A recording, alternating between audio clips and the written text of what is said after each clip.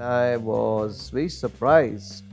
There were very few places you could go to learn about the history of photography. I was lucky, and the museum evolved out of that. We are the largest photography museum of its kind in Asia.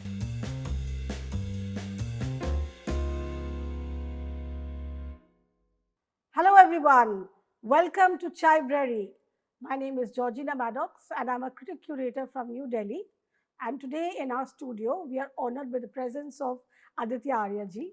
Aditya ji, thank you so much for coming and being part of this episode, which is looking at photography. And of course, we are honored to have you here.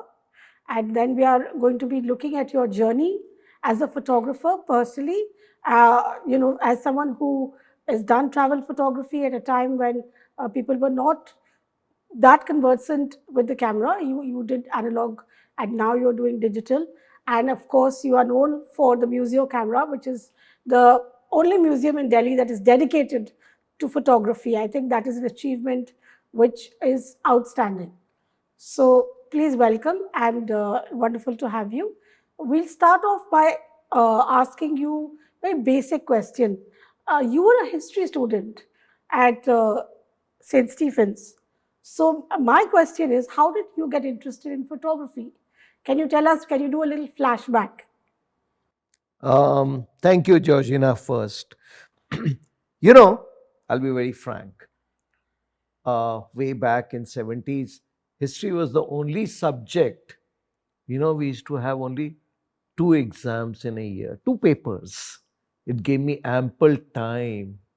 I spent more time in the dark rooms, the college, than studying history. History is something which we could read end of the year, like a storybook, scrounge around for tutorials of. So in 70s, tutorials written by Shashi Tharoor were still circulating around, and we could get them and just mug them and reproduce. So history was one I would call a Vela subject.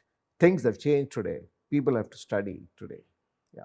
Today, everything requires you to study, and everyone's a topper. Psychology, if you don't get 90%, you don't get admission in university only. Imagine the psychology. I treated studies in a different way. For me, it was uh, everything was fun. You know, Yeah. do it, read it, and enjoy it. But the exams and things never mattered. No, okay.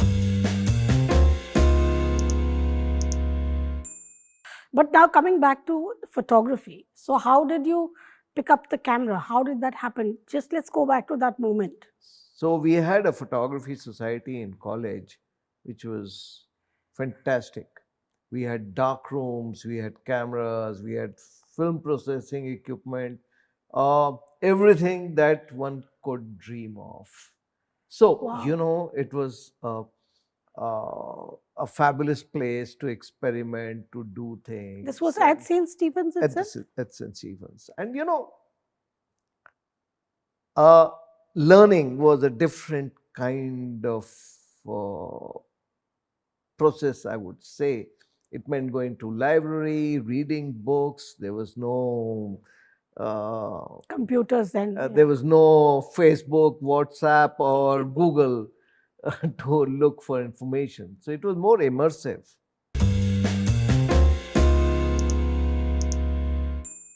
Right. So, having said that, what was your first photograph like? That the one that you cherish and think of as really special? Um, as an amateur or as a professional, two You can different tell us things. both. Hanging around college, shooting I created a very interesting archive of college during my days of what I saw in the college and what I saw of the college. And later on, the first thing which I did was I took to travel because I wanted to see places, I wanted to explore the country.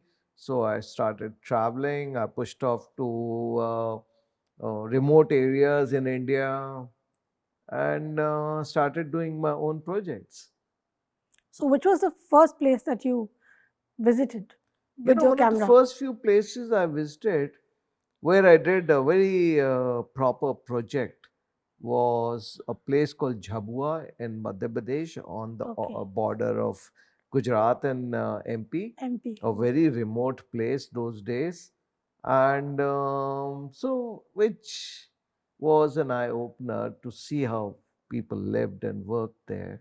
But then in 80s, I pushed off to uh, Nagaland, and that's where I Hmm. worked. I mean, I shot a personal project which culminated in a book. Right. So that is so Nagaland is where it started, really. Nagaland was one big major project. Yeah. Right, right, right. Okay. Now that you've talked about your book, tell us a little bit about how you then began to disseminate your photography. Because in those days, exhibitions were rare, galleries were rare. They didn't They exist. there were some galleries. In 80s, oh my God, it was very rare to be uh, witness to a show or there was practically nothing happening. There were big galleries like National Gallery of Modern Art and IGNC was there. There were few couple of private galleries, but Hmm. we used to go to NGMA or National Museum to see the shows, what's happening. But there were magazines like Swagat and Namaskar, Namaskar, yes, which yes. were produced in Singapore and Hong Kong, and those were fantastic. And one worked for them. I was lucky. You got into that, Yeah. doing that. So then you managed to publish your work there. Oh, I kind of used to make sure that every year I would do few assignments Assignments. for them. And Okay, all right. And what about your first exhibition? Tell us about that.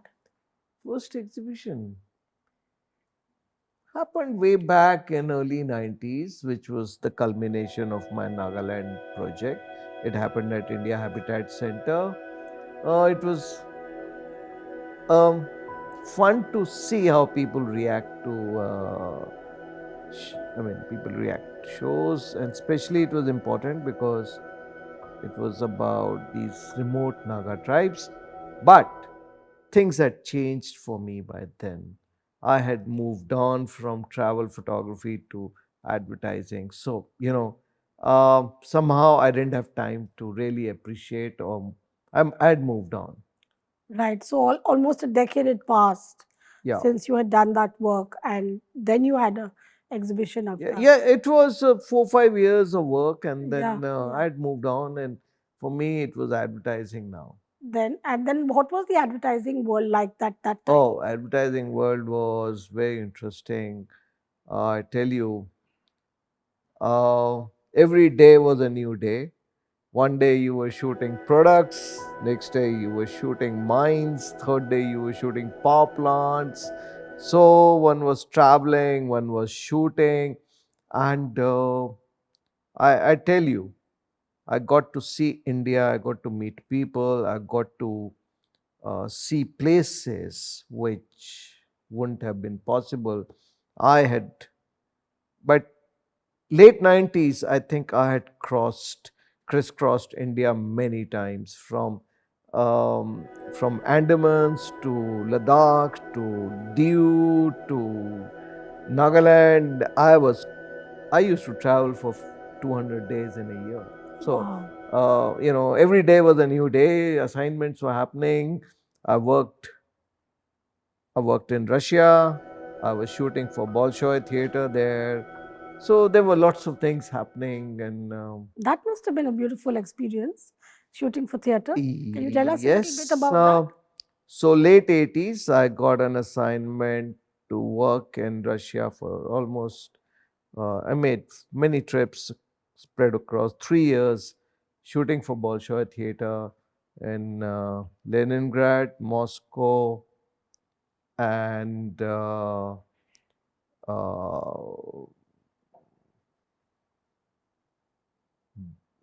not Belarusia, but in uh, this was another city, and I was constantly going to shoot their new productions. So it was very fascinating because Mm. Russia was crumbling, and there were trips. I used to carry my sugar and tea and milk also. All three. Why? It was difficult to find anything to drink or eat there. Wow. So you've seen the sort of senior side of it. Yeah, when And things. did you do any political work at that time? Were you No, tempted? I was purely working on assignments, Ah, so I didn't step out. I was not. I was never a photojournalist, so so you uh, didn't feel that pull. no, I didn't Ah, feel the need of getting into that, and that's another that's another and genre. Yeah, genre where yeah. you also need to publish your work at the same speed at which you're shooting. Yes, yes. Yeah, I did some of that in '84 when the riots were happening. In Delhi. I Yeah. shot the riots. I shot the city being burned. Yeah.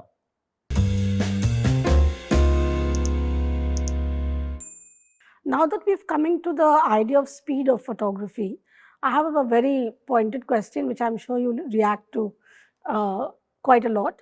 The younger generation have got the exposure to digital. Some of them have never even seen a dark room. I'm saying this with a little bit of knowledge because I know that when you tell them analog digital, they look at you blankly and they're like, "What?" So, what is analog photography is something they haven't even experienced. But people who have lived through the 80s, who, for them it was a necessity. There was not even any other language. So, do you make a distinction between an analog and a digital photographer? What are the, when you're teaching photography at the Museo Camera, for example, what are the things that you find you have to tell your students and they have to do it? So, what is Museo Camera? Is and why was it created? It's something which I feel very strongly about. Is the analog, the journey of photography, how the silver grains. See, there was a time we could touch and feel the film and the prints. You can't touch the pixels today, can you? So, uh, so it's very interesting how the silver grains turned into the pixels of today. Uh, Photography, I mean, the Museo Camera traces this entire journey through its collection of 5,000 cameras and objects, how things actually evolved. And it's so there was a time we were we used to travel. So we were given, say, 4 rolls. Each roll had 36 exposures, and we used to try and get 38 exposures out of that while loading the film very carefully. Mm. Today, and before clicking, uh, we used to create the frame here. Mm. Uh, so everything was pre-visualized, or the visualization used to happen very fast. So you say the speed of, The speed, yeah. so the visualization at the speed of light. Mm. Like what did Cartier-Bresson did? What was his decisive move? Decisive moment, yes. He could preempt the situation. Okay. Now today's generation has a 64 GB card and shoots 5,000 images and then spends most of the time deleting the images. And after deleting thousands of images, when you say, oh my God, I've deleted it all, okay, let's retrieve them from the trash and see if we can Photoshop some and get a perfect picture. So, what has happened to the idea of pre visualization, of the ability to preempt, to create perfect images But you may counter the claim and say, hey, is it really needed? Do you need to waste time on these things when you have all these things at your disposal? So that's the debate now, whether perfection, there was a time analog called for perfection.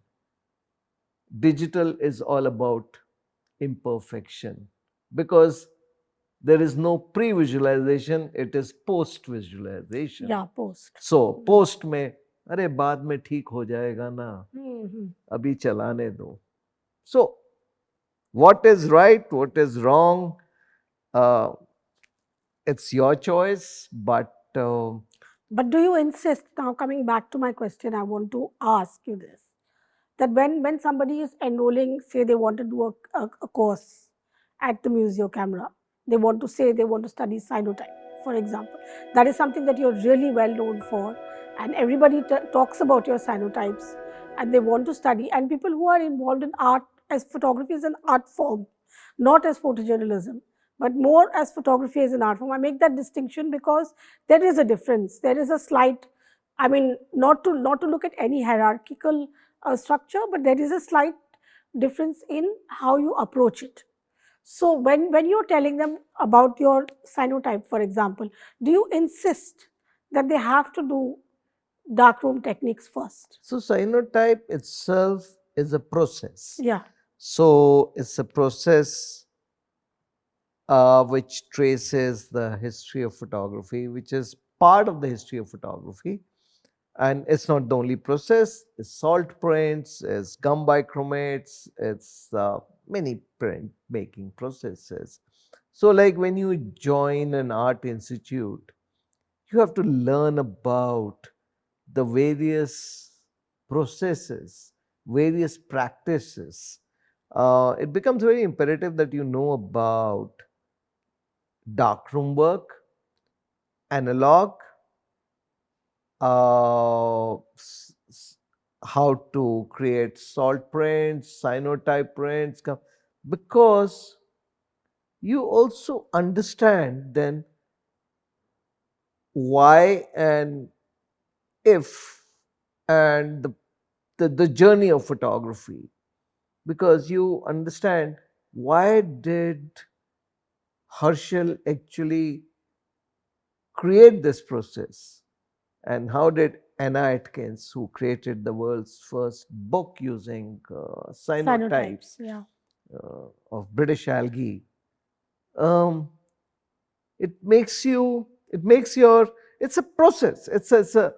It's a learning process of like you also study the masters when you join art. You see impressionism, you see cubism, you try and figure out their strokes, and or Bauhaus, when you see why did these guys create images like this. So printmaking, cyanotypes is essential to learn, and also it's a very immersive process. You know, you're working with chemicals, processing films itself is an experience. As I said, you can't touch the pixels, Yeah. but here you can touch can- touch and feel your images. True, true, true. So definitely, if you're an enthusiast of photography, then I think that doing darkroom techniques and preserving analog methods for the next generation is something which I personally think of as important. For that matter, any process in the art world, Yeah. the history of the art has to be learned through the The touch and processes. feely. Yeah. Oh, yes. Now, to just go back a little bit, I wanted you to talk about the formation of the Museo Camera, because we kind of jumped the gun slightly. We went to talk about the process first, but tell us about the history behind how that was formed. So, as you said, I studied history and I started reading about the history of photography, and I was very surprised. There were very few places you could go to learn about the history of photography. And so I started collecting equipment, photographic ephemera, like ads and various images from 19th century of famous studios. I ended up collecting many thousands of them. So we have 4 5,000 cameras. And for me, this was a hobby. Not Nothing started with the idea of one day creating a museum.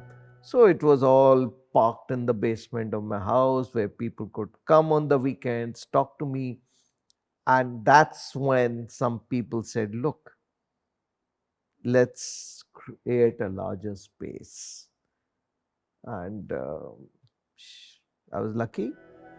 Some wise officers liked my idea, and the museum evolved out of that. And it's a crowd-funded museum. It's one of the most unique museum. And as you said, it's not a museum, one of the largest museum in Delhi. We are the largest photography museum of its kind in Asia. In Asia. It's not about showcasing images. It's actually about tracing the history of photography through the evolution of the craft. See, it's very interesting. Photography is a very interesting art form which has a very deep link with the craft. The craft has been evolving. Every day there is a new technique, a new gadget. And that's what's been happening right from the day photography was invented and announced to the world on 19th August 1839, that newer techniques, newer gadgets, newer processes, newer lenses, and that journey hasn't stopped. Yeah. It just continues to evolve. So this is a place to understand the journey of the photography. The photography, right. Beautiful.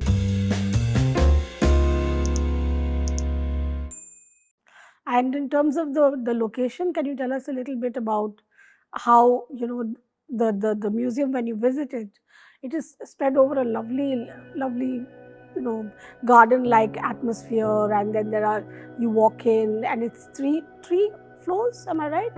Ground first, Ground second. floor, yeah. So counting the ground floor, it's 3 floors, which are dedicated to photography. And how did it? I've seen the pictures of it being built. It's very interesting. Tell us about It that. evolved out of a badminton court. A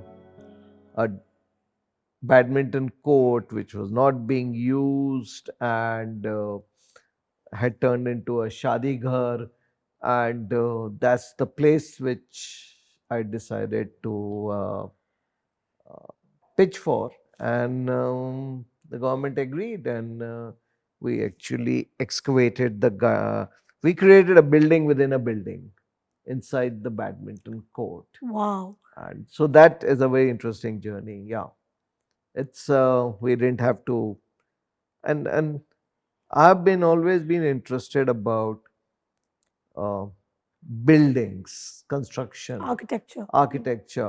And actually, I'm a hands-on guy when it comes to making the buildings. It's like, why is it that this beam like this? Why is this joint like this? I like to study the and so we didn't have any formal architects on board, designers.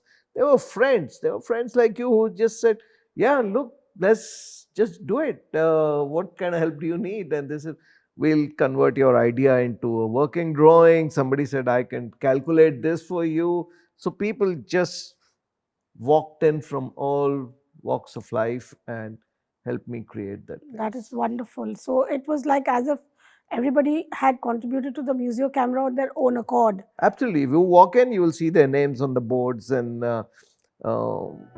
we didn't have the money. It was being crowd funded, and some people pitched in with their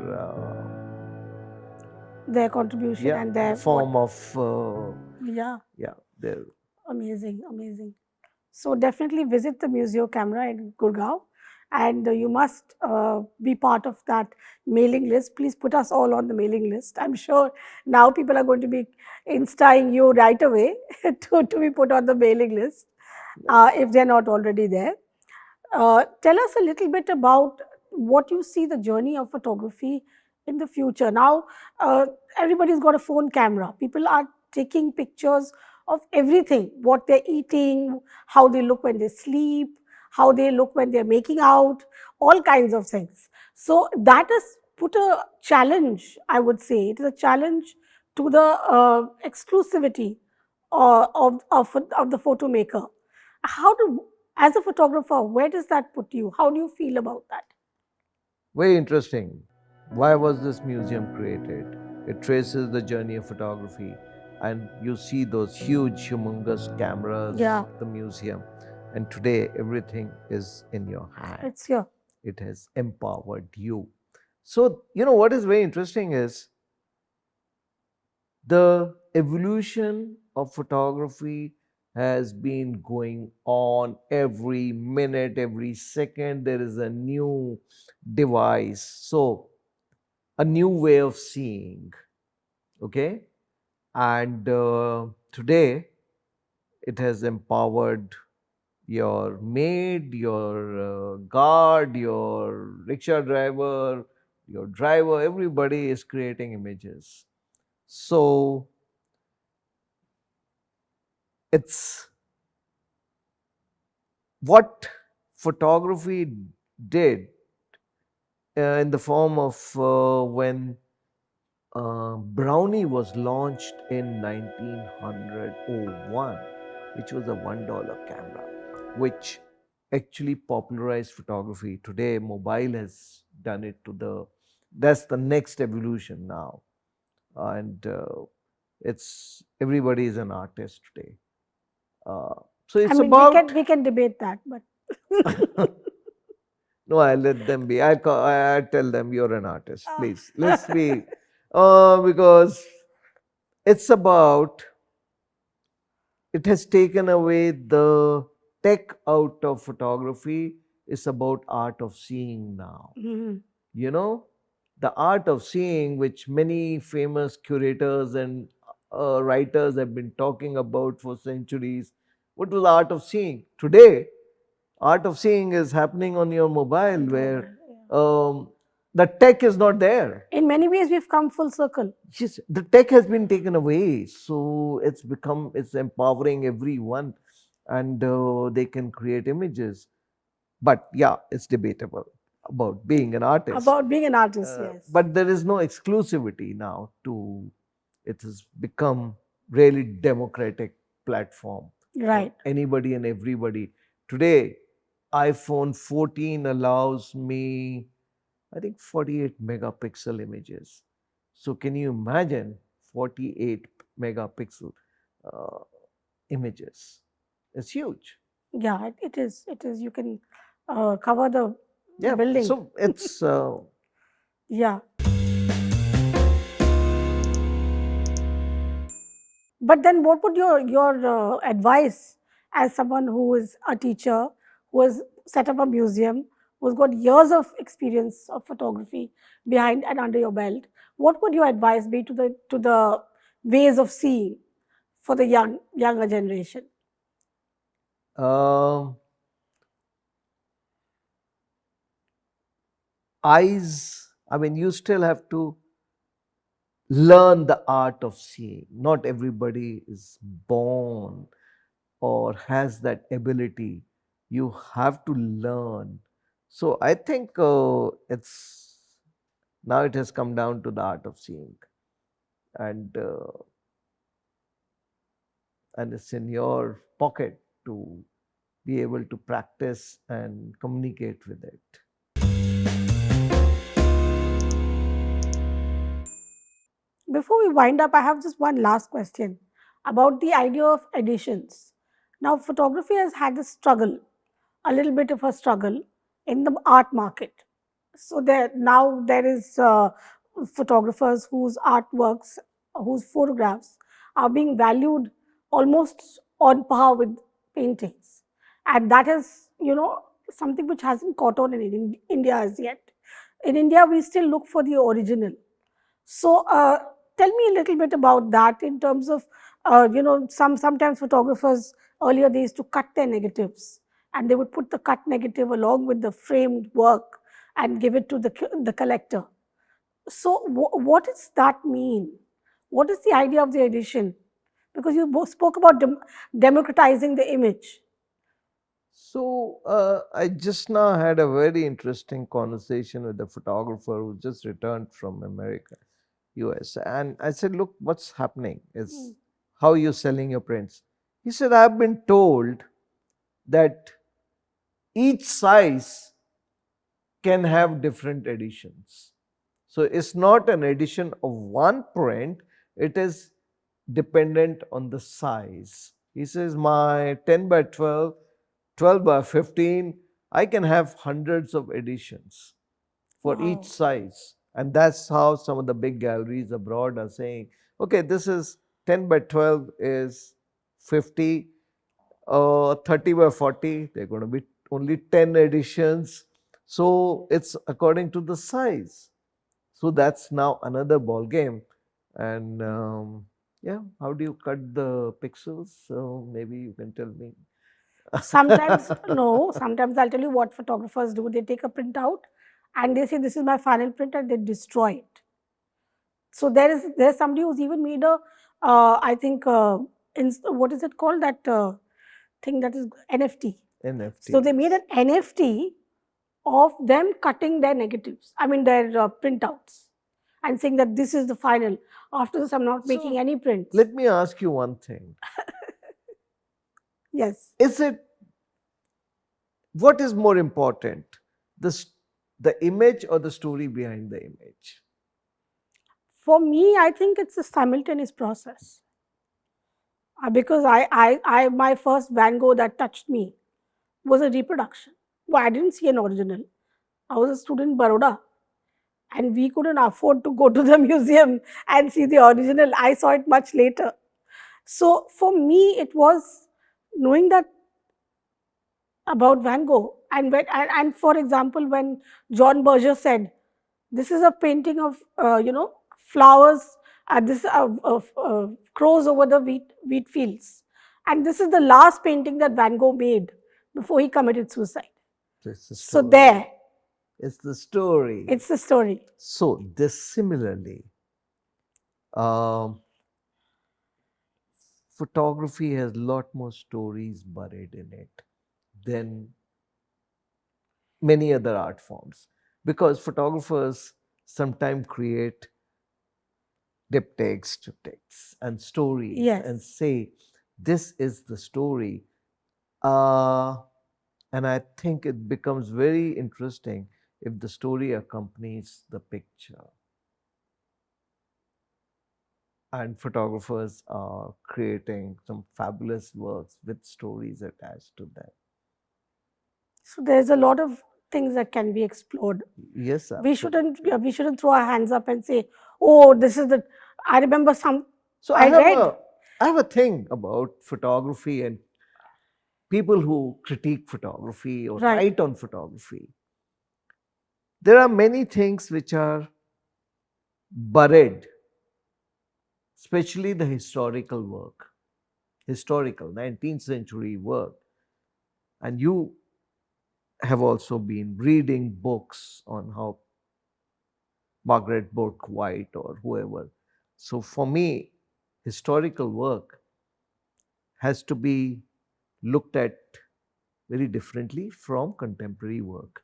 Yes. Historical work, what you see is just the top layer. It's the buried layers which have very fabulous, interesting stories, amazing stories of the processes and how these images were created. They need to be explored too by the, but very few people actually go deep into the image making process. They say, "Oh, I'm seeing this, this is fine, this is it." There is a process which was involved in it. Look at that process. Or the guy who's creating this in contemporary times, try and understand his story, because he is now going through many processes and he's experimenting with the pixels and mixed media, and how things are being done today. Yeah, But what photographs are you being see printed is on. one thing, and what you don't see is actually far more interesting. Right. So, with that thought, I'm going to wrap up this wonderful episode. Thank you so much, Aditya ji, for spending time with us and sharing your thoughts. Thank you. And thank you for being a attentive audience. And we'll catch you again. Bye for now.